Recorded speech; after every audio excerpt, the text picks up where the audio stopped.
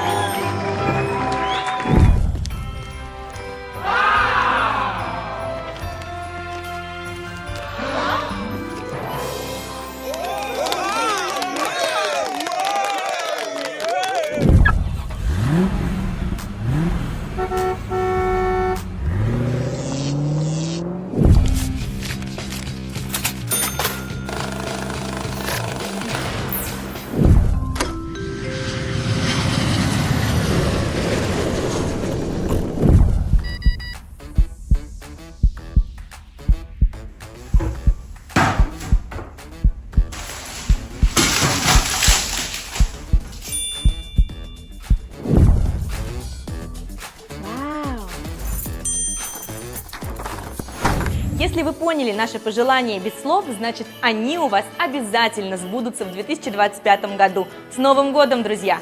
С Новым